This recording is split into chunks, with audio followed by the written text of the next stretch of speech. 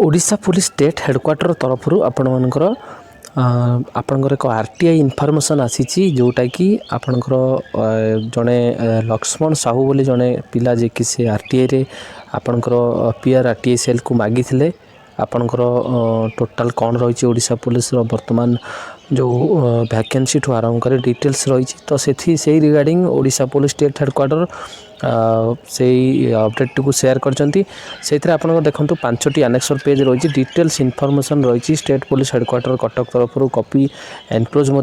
देखो कौन रही आपंकर डिटेल्स तो आपंकर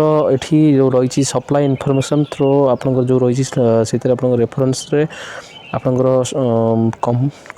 कन्फर्म डिटेल्स रही रिक्रुटिंग सेक्शन उपर आपंकर वैकेंसी कौन रही ओडिशा पुलिस रो समस्त रैंक पोजीशन वैकेंसी आपंकर केते कौन पदवी रही तो टोटाल आपंकर 13,000 ऊर्ध्व पदवी वैकेंसी रही टोटाल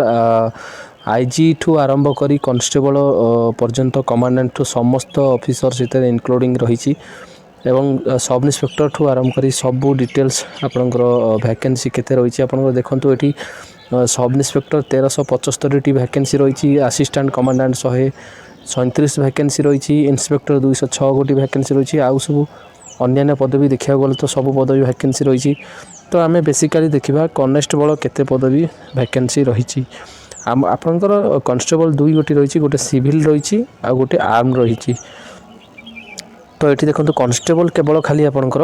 2486 गोटी कनेस्टेबल पदवी रही वैकेंसी जोटा कि सिविल जोटा कि जिला कॉन्स्टेबल वैकेंसी रही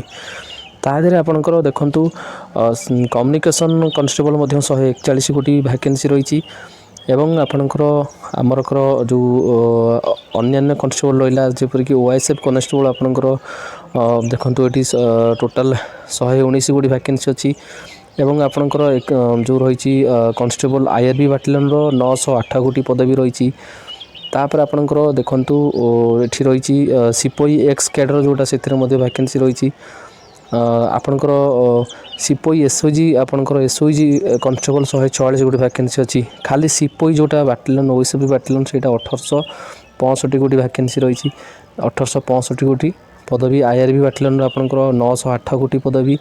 ओएसएफ बाटालियन 119 गोटी पदवी यही भाव में कनेस्टेबल पदवी वैकेंसी रही जिला कनेस्टेबल जो कहली पूर्व 2486 गोटी पदवी वैकेंसी रही से भाव देखा गले आपंकर जिते ग्रुप डी पर्यंत जो पदवी रही सबू पदवी वैकेंसी रही जहाँकि 13,708 गोटी पदवी गोटे बड़ वैकेंसी आपंकर रही किंतु वर्तमान स्टेट गवर्नमेंट या पर पदक्षेप कौन नहीं ना एवं वैकेंसी खूब जल्दी आसो कहीं रिक्रुटमेंट कैलेंडर पूर्व हिसाब से जो वैकेंसी थी कॉन्स्टेबल 1441 आर्म कॉन्स्टेबल बा सिपाही बाटालियन कॉन्स्टेबल तापर पूरी श्रीमंदिर 720 कॉन्स्टेबल अप्रूव होती सब जिनस आपंकर टोटाल जो वैकेंसी जो आरटीआई रे डिटेल्स रही केते कौन रही आपंकर देखो आपंकर जो एडमिनिस्ट्रेटिव मिनिस्ट्रियल स्टाफ मानकर मत वैकेंसी रही तो डिटेल्स आप देखा गले ओडिशा पुलिस 13,700 ऊर्ध्व पदवी वैकेंसी रही फेज बाय फेज आपंकर बर्तमान सब इन्स्पेक्टर रिजल्ट आसीगला अपकमिंग डेज आपंकर ओडिशा पुलिस आसो डिसेम्बर आसबार संभावना था कि डिसेम्बर आसीपारा ना कहीं अन्य पदवी जो ग्रांट है से आड कर एकाथर फाइनाल आसो लेट हेनी कहीं इलेक्शन आपंकर जून में रही यही सब वैकेंसी खूब जल्दी फिलअप कर ओरिड होती समस्ते जे केबे आसो आपने वैकेंसी देखो कौ लेवल वैकेंसी रही केवल कनेस्टेबल आपंकर 5,000 ऊर्ध्व वैकेंसी अच्छी सब कॉन्स्टेबल देखा गले 5,000 6,000 भाई कनेस्टेबल वैकेंसी अच्छी ऑफिसर तो अलग कथा सब इन्स्पेक्टर कथा जो मैंने कहते सब इन्स्पेक्टर भी बहुत गुड़े वैकेंसी रही जोटा कि आपंकर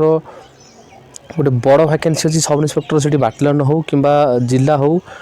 सबू जगार वैकेंसी अच्छी आपण मैंने देखिपारे पीडीएफ टी टेलीग्राम ग्रुप मुझे सेयार करने आपण मैंने डिटेल्स देखिपारे सब इन्स्पेक्टर 1375 वैकेंसी अच्छी 1375 बर्तमान 477 गलापर आहरी 900 ऊर्ध्व पदवी आपंकर वैकेंसी रोचे एसआई तो से हिसाब से देखो जिला कनेस्टेबल बाटालियन कनेस्टेबल सबू मिसीगले मतलब सी गुड़िया नोटिफिकेशन आसीनी 5,000 6,000 भाई पदवी रही सबू बाटालियन वैकेंसी रही सिपाही हो कि ओएसएफ कनेस्टेबल हो कि आईआरबी कनेस्टेबल हो कि जिला कनेस्टेबल हो सबू गुड़िक वैकेंसी अपकमिंग डेज रे स्टेप बाय स्टेप आसो 2023 तो सरीगला बर्तमान 2024 निश्चिंत आसो कहीं इलेक्शन अच्छी यही सब पदवी ବାହାରିବା ନିଶ୍ଚିନ୍ତ ବାହାରିବ, କାହିଁକିନା ଟ୍ରେନିଂ ସେଣ୍ଟର ବର୍ତ୍ତମାନ ଜିଲ୍ଲା କନଷ୍ଟେବଲ ଟ୍ରେନିଂ ପାସ୍ ଆଉଟ୍ ଏଇ ଜାନୁଆରୀ ସେକେଣ୍ଡ ୱିକ୍ରେ କଣ୍ଡକ୍ଟ ହେବ। ତ ତା ଭିତରେ ଆପଣଙ୍କର ଟ୍ରେନିଂ ସେଣ୍ଟର ମଧ୍ୟ ଫାଙ୍କା ହୋଇଯାଉଛି। ତ ଅପକମିଂ ଡେଜ୍ରେ ଆପଣଙ୍କର ଓଡ଼ିଶା ପୋଲିସର ଯେତେ କନେଷ୍ଟବଳ ରହିଛି ଭ୍ୟାକେନ୍ସି ସବୁ ଆସିବ ମାସଲି। ଆଉ ତାପରେ ଆପଣଙ୍କର OPR ବି କଣ୍ଡକ୍ଟ ଯେଉଁ କରିବ recruitment board, Odisha police recruitment board, ତାର ଚେୟାରମ୍ୟାନ୍ ଏବଂ ଡିଟେଲ୍ସ ତାର ଷ୍ଟେପ୍ ବାଇ ଷ୍ଟେପ୍ ସବୁ କଣ୍ଡକ୍ଟ ସରିଲାଣି। ଆପଣଙ୍କର ନୋଟିଫିକେସନ୍ ମଧ୍ୟ ସେଇ ହିସାବରେ ସଟିଂ କରାଯାଇକି ଆପଣ ନୋଟିଫିକେସନ୍ ଖୁବ୍ ଶୀଘ୍ର ଆସିବ। ଆପଣମାନେ ଓରିଡ୍ ନ ହୋଇକି ପ୍ରିପାରେସନ୍ କରନ୍ତୁ ଏବଂ ଚ୍ୟାନେଲ୍ ସହିତ ଜଡ଼ିତ ରୁହନ୍ତୁ। ଚ୍ୟାନେଲ୍କୁ ସବସ୍କ୍ରାଇବ୍ କରି ଅଲ୍ ନୋଟିଫିକେସନ୍ ଅନ୍ କରି ରଖନ୍ତୁ। ଯାହା ବି ଓଡ଼ିଶା ପୋଲିସ ରିଗାର୍ଡ଼ିଂ ଯାହା ବି ଅପଡ଼େଟ୍ ଆସିବ ମୁଁ ଆପଣମାନଙ୍କୁ ତୁରନ୍ତ ଅପଡ଼େଟ୍ ଦେବି। ଭଲ ଭାବେ ପ୍ରିପାରେସନ୍ କରନ୍ତୁ। ଡିଟେଲ୍ସ ଆପଣମାନେ ଆଗାମୀ ଦିନରେ ନିଶ୍ଚିନ୍ତ ପଦବୀ ଆସିବ ଏବଂ ସେଇ ରିଗାର୍ଡ଼ିଂ ଆପଣମାନେ ନିଶ୍ଚିନ୍ତ ସକ୍ସେସ୍ ହେବେ। ଭିଡ଼ିଓଟିକୁ ମାତ୍ରାଧିକ ସେୟାର କରନ୍ତୁ। ଚ୍ୟାନେଲ୍କୁ ଯେଉଁ ନୂଆ କରି ଆସିଛନ୍ତି ସବସ୍କ୍ରାଇବ୍ଟି ଜରୁର କରନ୍ତୁ।